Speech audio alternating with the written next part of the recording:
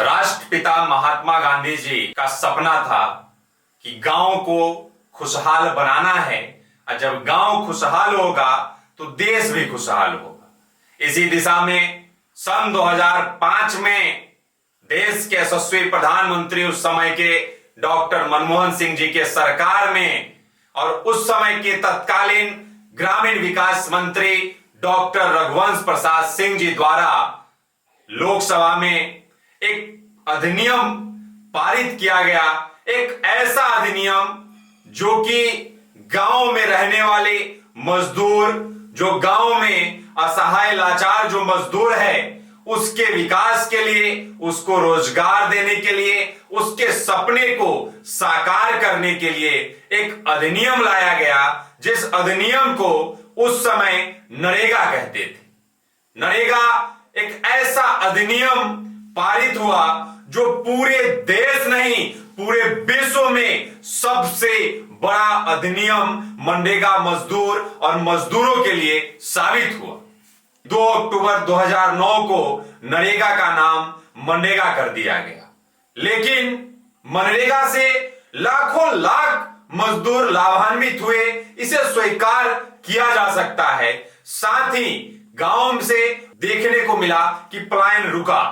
आप जानते हैं कि जो मजदूर की स्थिति थी वो इस तरह का हो गया था कि उसे गांव में रोजगार नहीं मिल पा रहा था, लेकिन मनरेगा के आने के बाद उसे रोजगार कहीं बहुत हद तक मिलने लगा।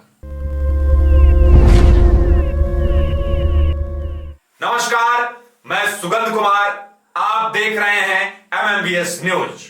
आज हम बात करेंगे कि मनरेगा में जो करप्शन है, मनरेगा में जो भ्रष्टाचार है और मनरेगा से होने वाले काम पंचायत में अब नहीं बचे हुए हैं, तो इसके लिए क्या करना चाहिए सरकार को।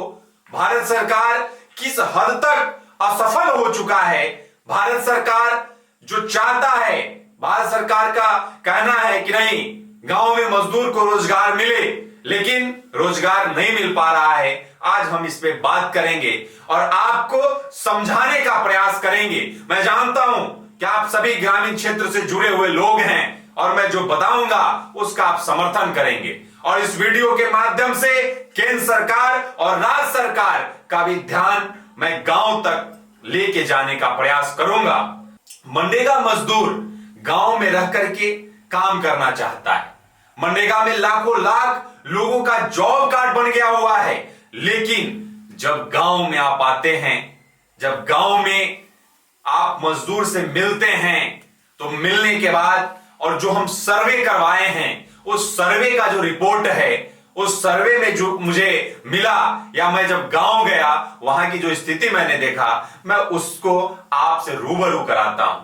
जो मजदूर है उसे काम नहीं मिल पा रहा है, मजदूर को काम नहीं मिल पा रहा है, और आप भी जानते हैं, सरकार के प्रतिनिधि भी जानते हैं, और वहां तक बातें पहुंच चुकी है। अगर नहीं पहुंचा है तो मैं सरकार के प्रतिनिधि से निवेदन करता हूं कि आप सर्वे करवा सकते हैं। गांव में मजदूर को काम नहीं मिल पा रहा है, उसका सबसे बड़ा कारण यह है कि जो मजदूरी है 225 रुपया या कहीं 232 रुपया है, तो 232 रुपया पे मजदूर काम करने के लिए तैयार नहीं होता है। उस स्थिति में जब गांव में काम किए जाते हैं तो काम मशीन से करवाई जाती है, और देखने को आपको यह भी मिलेगा कि मजदूर के खाते पे पैसा आया, उसे कुछ पैसे दे करके उससे सिग्नेचर करवा लिया जाता है, उसको जो है कुछ राशि दे करके, और उनसे जो बाकी राशि जो बचता है वो वापस ले लिया जाता है। जो वहां पे गांव में जो मेट, जो वहां के ठेकेदार या जो प्रतिनिधि काम करते हैं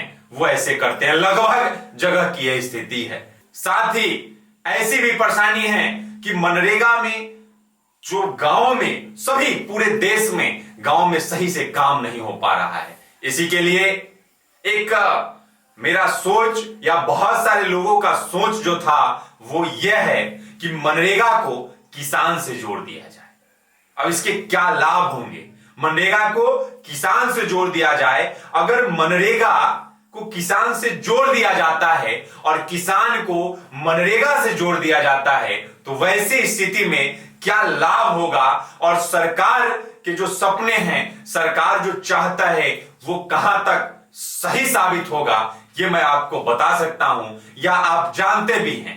अगर पंचायत में जो मनरेगा मजदूर हैं उनको भी काम चाहिए, गांव में रहने वाले जो किसान हैं उनको मजदूर चाहिए। सरकार मजदूर के लिए भी फायदामंद चाहता है। सरकार चाहता है कि पंचायत में, गांव में रहने वाले मजदूर उनको काम मिले। सरकार का कहना है कि किसान का विकास हो, खेती में वृद्धि हो और किसान जो है ज्यादा से ज्यादा खेती करे।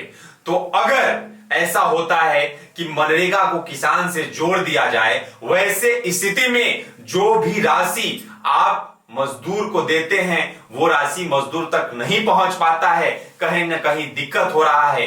अगर बीच में किसान को ला दिया जाए तो किसान को भी मजदूर की जरूरत है। हर किसान को खेत में काम करने के लिए मजदूर की जरूरत है। अगर मजदूर किसान को असाधारण वे में मिल जाता है और मजदूर को गांव में ही काम मिल जाता है तो ये समस्या दूर हो सकता है। और जहां तक जो किसान से मेरी बात हुई और उन लोगों का भी कहना है कि अगर उनको सब्सिडी के तौर पे सरकार से कुछ राशि आ जाए मजदूर को देने के लिए, तो वो उसमें कुछ पैसा फेंक करके जो मजदूर चाहता है कि उसे इस महंगाई भरी युग में जो मजदूर को पैसा मिलना चाहिए वो उसे किसान देने में सक्षम हो जाएगा, जिससे कि देश के यशस्वी माननीय प्रधानमंत्री जी का जो सपना है कि गांव से लोग पलायन न करें, वो सपना साकार होगा। इसलिए इस वीडियो के माध्यम से मैं निवेदन करता हूं, अगर मेरी बात सरकार के प्रतिनिधि तक जा पा रहा है तो वहां उनको इस पे विचार करना चाहिए और यथाशीघ्र जो है मनरेगा को किसान से जोड़ दिया जाना चाहिए, जिससे कि हमारे देश का जो स्तंभ है, जो किसान हैं, जिन पे हम लोग बहुत ज्यादा हद तक निर्भर हैं, हर एक व्यक्ति निर्भर है, तो किसान को कहीं ना कहीं फायदा पहुंचेगा और मजदूर का भी विकास होगा। इस तरह की और भी बहुत सारी बातें और भी बहुत सारी जानकारी और आपके उत्साह और आपके लिए मैं हमेशा आता रहूंगा। तो आप इस वीडियो को ज्यादा से ज्यादा शेयर करें ताकि सरकार के प्रतिनिधि तक, माननीय देश के यशस्वी प्रधानमंत्री जी तक यह वीडियो पहुंचे, जिससे कि हमारे किसान भाई और मनरेगा मजदूर दोनों का विकास हो सके, दोनों का कल्याण हो सके।